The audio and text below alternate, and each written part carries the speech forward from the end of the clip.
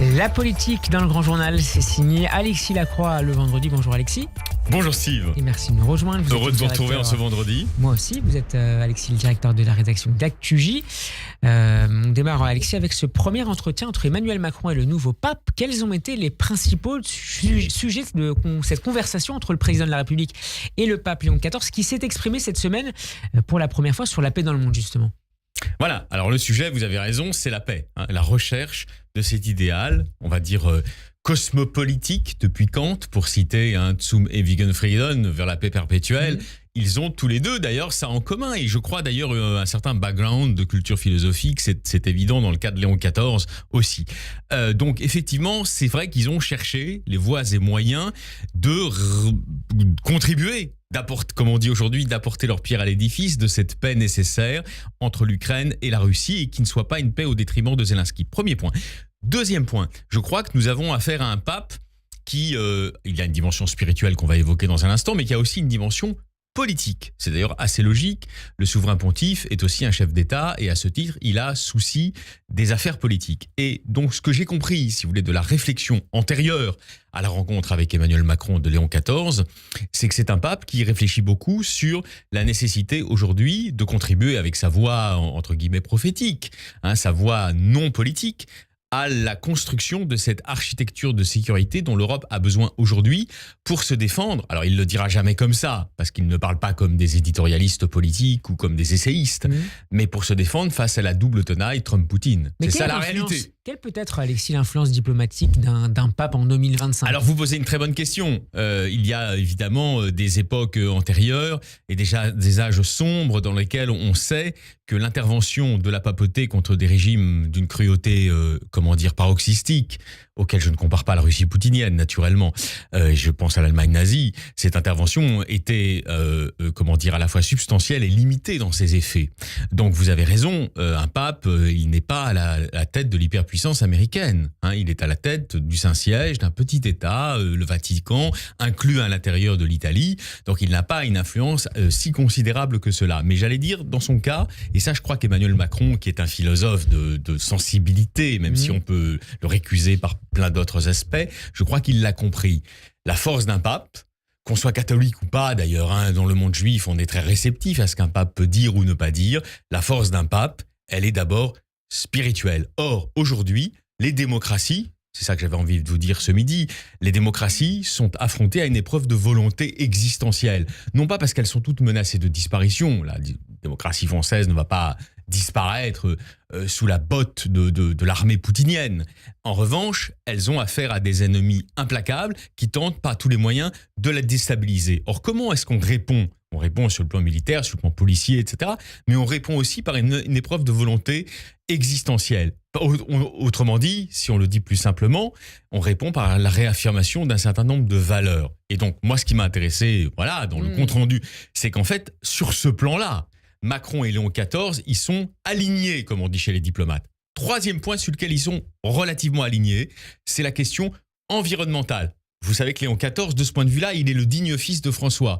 Pourquoi ? Parce que le pape François, il avait écrit, je l'avais acheté en Italie d'ailleurs quand j'avais séjourné en Italie il y a quelques années, une encyclique sur la protection, la destruction de la nature et la nécessité de parer à l'effondrement du vivant, qui s'appelait Laudato Si. Et donc effectivement, il y a cette réflexion, le fil de cette réflexion écologique qu'ils ont, je crois, en commun. Et là aussi, ça concerne les grandes démocraties. C'est pas des tyrannies comme la Chine qui vont donner l'exemple. C'est même pas l'Amérique trumpiste. C'est au cœur de l'Europe qu'on peut donner l'exemple d'un modèle de transition écologique qui rende à terme la planète viable et sauvable. Sur Gaza, Alexis, est-ce que le nouveau pape sera peut-être moins pro-palestinien que son prédécesseur ? Je pense qu'il ne connaîtra pas les embardées de la fin de François. Vous vous souvenez, quand on a essayé d'être précis, c'est dans la dernière année que François s'est écarté de son philo-judaïsme vaticanien. Qu'il a tout en appelant par ailleurs à la lutte contre l'antisémitisme.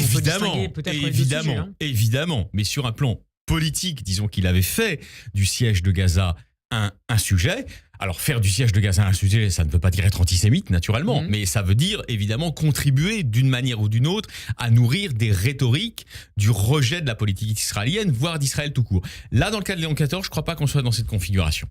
Emmanuel Macron, qui par ailleurs a été moqué non pas par le pape, mais par Donald Trump, le président américain, s'exprimait hier, Alexis, depuis la base américaine d'Aïd au Qatar, dans le cadre de sa tournée au Moyen-Orient. Donald Trump qui a imité le président français à propos de la part de la France dans la victoire contre les nazis, en ajoutant « Nous avons fait un peu plus que la France pour gagner la guerre ». Oui, alors si vous voulez, il y a une relation entre eux qui est sur deux plans. Sur un plan strictement personnel, j'allais vous dire qu'il y a une certaine camaraderie. Une camaraderie dont la condescendance, c'est-à-dire que le président des États-Unis ne manque jamais quand même une occasion de lui exprimer le fait qu'il est à la tête d'une puissance de 335 millions d'habitants et Emmanuel de seulement 69. Donc, vous voyez, il se pose en grand frère incontestable. Mais sur un plan strictement personnel, Emmanuel Macron s'est toujours défendu notamment de cette situation-là un peu de domination symbolique. Mais il avait épousseté son costume, souvenez-vous, etc. Alors c'est une marque de camaraderie, mais de camaraderie dans la supériorité.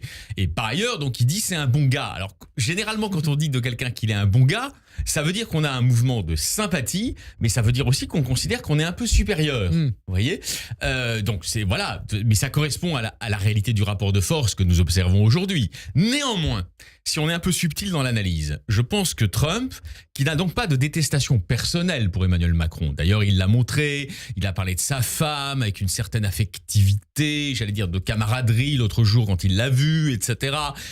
Transmet mes bonjour à Brigitte. Bon.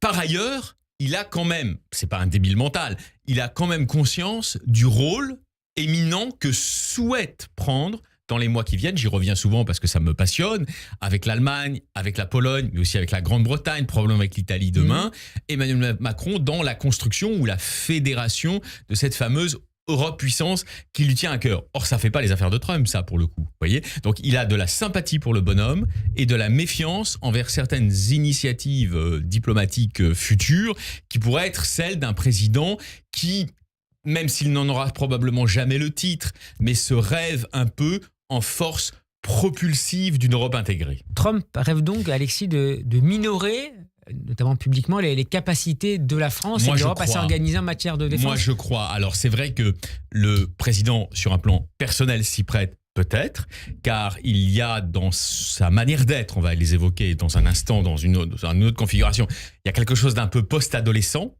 pour le meilleur et pour le pire. Et donc, Trump en joue, non pas pour le rabaisser, ça serait trop fort de dire ça, mais pour le traiter comme un petit frère. Voilà. Un dernier mot, Alexis, sur le duel Retailleau. Alors, il est intéressant parce qu'il est idéologique, mais il est en fait stylistique. J'ai été frappé, admirant les hommes politiques dans leurs gestes, par le fait que la phrase de Buffon, vous savez, le biologiste français, le style c'est l'homme même, est plus vrai que jamais. Nous avons donc l'ex-sénateur de la Vendée, aujourd'hui donc qui est à Place Beauvau, qui est pas loin d'ici. Qu'est-ce qu'il a mis en scène et qui correspond à sa vérité d'ailleurs. C'est la sincérité absolue de conviction conservatrice. Il a théorisé, non sans intelligence, le fait que le modernisme, notamment le modernisme un peu clinquant, un peu tapageur, un peu show-off, du macronisme, c'est fini. Même si les Français ne détestent pas forcément le Macron, mais c'est fini pour eux. Et donc, effectivement, ils mettent en scène un conservatisme français retrempé, renouvelé, qui en gros est dans un espace entre Richelieu et Disraeli. Et Laurent Wauquiez ? Il cite Disraeli d'ailleurs, parce que ça, c'est tout le programme, à mon avis, qu'il mettra. Le dirigeant britannique. Attendez, oui, bien sûr, qui était le grand Premier ministre britannique. Réformer ce qu'il faut, conserver ce qui vaut. Laurent Wauquiez, c'est différent. Il est ultra conservateur sur le plan de la doctrine, mais il est ultra agité sur le plan de l'homme, du style. Vous voyez, vous le voyez bien. C'est un homme, il est intelligent, mais c'est un homme des coups de volant brusques, des têtes à queue idéologiques. Il a choqué tout le monde, y compris son camp, avec cette idée des OQTF à Saint-Pierre-et-Miquelon. Donc, stylistiquement, Wauquiez incarne les antipodes de Bruno Retailleau. C'est très intéressant. Merci beaucoup, Alexis. Merci. On commentera ça certainement. On va en parler lundi. Semaine prochaine. Shabbat Dès shalom. lundi. Merci à vous.